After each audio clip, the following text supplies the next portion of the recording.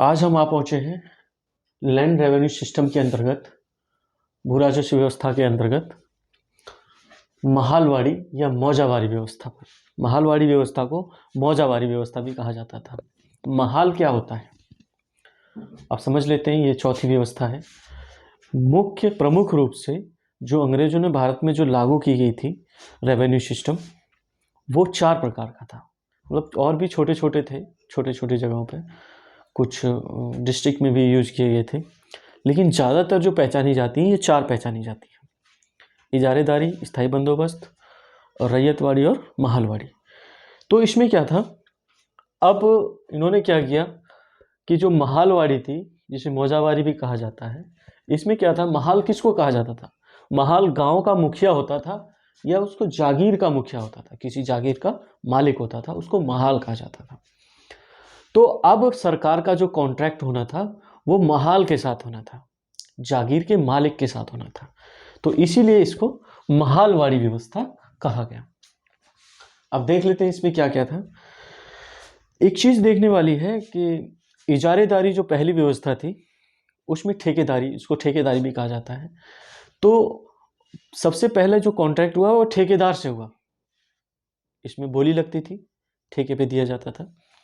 जो मतलब एक ठेकेदार को ये कहा जाता था कि आप इतना लगान हमको दीजिए, बाकी आप अपना रख लीजिए। ठेकेदार के साथ पहला कॉन्ट्रैक्ट था। दूसरा कॉन्ट्रैक्ट स्थायी बंदोबस्त, जमींदारों के साथ था। इसका कॉन्ट्रैक्ट जमींदारों के साथ था। फिर इसके बाद आया, इन्होंने व्यवस्था और चेंज की, रैयतवाड़ी। रैयतवाड़ी में जो कॉन्ट्रैक्ट हुआ वो किसानों के साथ डायरेक्ट हो गया। स्थायी बंदोबस्त इन्होंने कुछ प्रॉब्लम्स देखी, जो कि इनको ज़्यादा फायदा नहीं हो पा रहा था स्थायी बंदोबस्त में, तो उसको भी चेंज करके देखा। तो अब उन्होंने कॉन्ट्रैक्ट करने की कोशिश की किसान से। रैयतवाड़ी व्यवस्था के अंदर रैयत किसान को कहा जाता है। अब इन्होंने देखा कि किसान से भी ज़्यादा फायदा नहीं हो रहा है, तो आगे चल के और भी चेंज किया। अब उनका जो कॉन्ट्रैक्ट होना था वो गांव के मुखिया से होना था कि अब ऐसा करते हैं, किसानों को छोड़ते हैं, छोटे छोटे चीज़ों को। अब एक एरिया का एक जो प्रमुख होता है, जिसको जागीरदार भी बोलते हैं, हमारा कॉन्ट्रैक्ट उनसे होता है। वो बाकी जो भी छोटे मोटे किसान हैं उनकी इकट्ठा जो भी टैक्स इकट्ठा होगा वो हमको दे देगा उस गांव का। तो इस तरह से इनकी जो भी व्यवस्थाएं थी वो बदलती चली गई। और कोशिश तो इन्हीं की, इनके बदलने का यही था कि इनको ज़्यादा से ज़्यादा लाभ हो। इसी वजह से कई जगह पे और कई स्थानों पर अलग अलग व्यवस्थाएं चलती रही, एक साथ चलती रही, ताकि इनका खजाना भरता रहे। तो देख लेते हैं महालवाड़ी में क्या है। ये है महालवाड़ी, जिसको मौजावारी भी कहा जाता है। तो इसको शुरुआत करने का श्रेय सबसे पहले इनके कहा जाता है कि जो हॉल्ट मैकेंजी थे, हॉल्ट मैकेंजी के शासनकाल में इसको शुरुआत मिली। तो हॉल्ट मैकेंजी,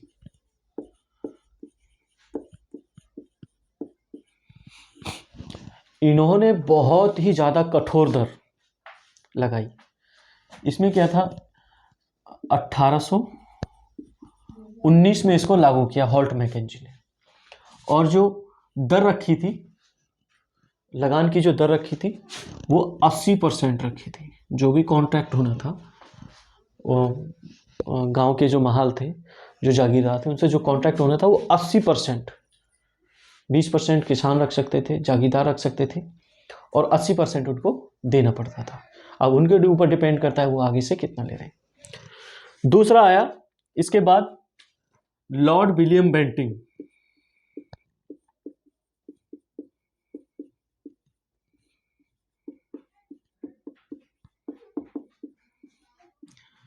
इन्होंने इस व्यवस्था को आगे बढ़ाया 1833 में।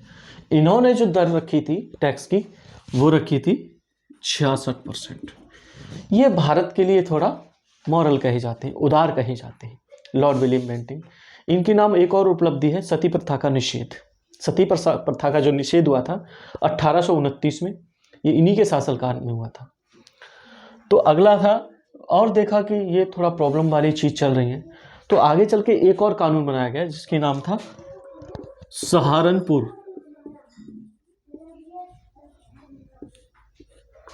कानून। ये बनाया गया था 1855 में, और इसने इस दर को घटाकर 50% कर दिया। इस दर को घटाकर 50% कर दिया। इसी व्यवस्था के अंदर। अब इसका विस्तार देखें तो पश्चिमी पाकिस्तान, पाकिस्तानी पंजाब, पहले सभी एक थे, मध्य भारत,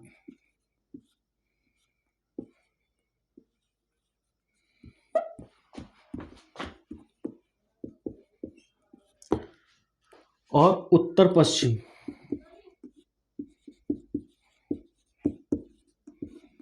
सीमा प्रांत।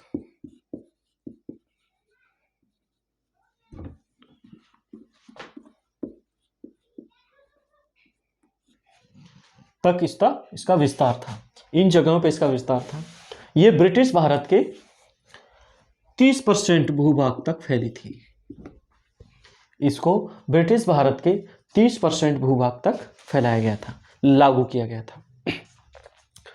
अब देख लेते हैं इसकी अन्य बातें। इसमें है भू राजस्व गांव का लंबरदार। क्या था? भू राजस्व गांव का लंबरदार, जिसे तालुकेदार भी कहा जाता था, एकत्रित करता था। भू राजस्व ये एकत्रित करता था, जिसके बदले उसे 3 से 5% कमीशन मिलता था, जिसको लंबरदार बोलते हैं, तालुकेदार बोलते हैं। अभी भी हमारे यूपी में अगर चले जाएं, अन्य जगहों पर, दूसरे राज्यों में चले जाते हैं, तो बहुत सारे जो बड़े बड़े जागीरदार होते हैं उनको लंबरदार भी बोला जाता है। आइए लंबरदार बैठिए। तो ये क्या करते थे, ये गांव के बाकी लोगों से, जिसके गांव में उनको कब्जा दे दिया जाता था कि इस गांव का लगान इकट्ठा करके तुम सरकार को दोगे, तो ये लंबरदार इनसे टैक्स इकट्ठा करके सरकार को देता था, और इसके बदले इसको 3 से लेकर 5% तक कमीशन मिलता था। कमीशन पर काम चलता था। आगे देख लेते हैं दोष। इस प्रणाली के दोष क्या थे? पहला दोष था, इसमें स्थायी बंदोबस्त के सभी दोष विद्यमान थे। जितने भी मैंने स्थायी बंदोबस्त के दोष गिनाए हैं, वो सभी इस व्यवस्था के अंदर लागू होते हैं। स्थायी बंदोबस्त के जो जमींदार व्यवस्था थी, उसमें जमींदारों ने इस पे टैक्स देने का काम किया था। तो जो भी व्यवस्था थी, स्थायी बंदोबस्त के सभी दोष इसमें विद्यमान थे।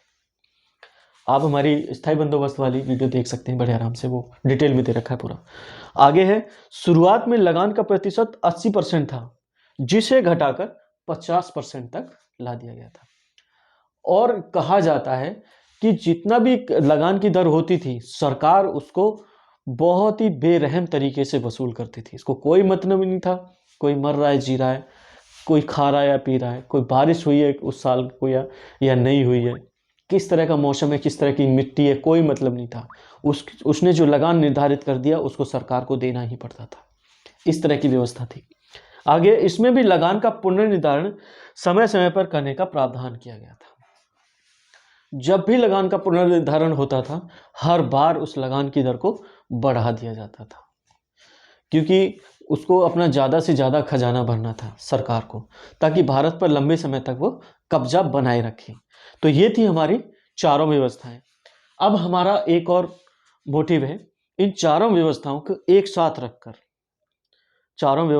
साथ रखकर इनको कंपैरिजन वे में विश्लेषण करते हुए इनको कंप्लीट करना है, ताकि जो भी थोड़ा बहुत डिफरेंस रहेगा, तो हमें ये पता लग जाएगा कि इसमें ये चीज़ हो रही है और इस व्यवस्था में ये चीज़ नहीं है। तो कंपैरिजन वे में पढ़ने से बहुत ज़्यादा फायदा होता है, वो चीज़ें दिमाग में बैठ जाती हैं। वो तभी समझ में आएगा कंपैरिजन वाला वीडियो, जब आप इसको अच्छे से पढ़ पाएंगे। मैं इनको एक साथ रखने वाला हूँ अगले वीडियो में, तो वो बहुत ज़्यादा समझ में आएगा और सभी चीज़ें क्लियर हो जाएंगी। तो आज के लिए इतने ही, मिलते हैं अगले वीडियो में।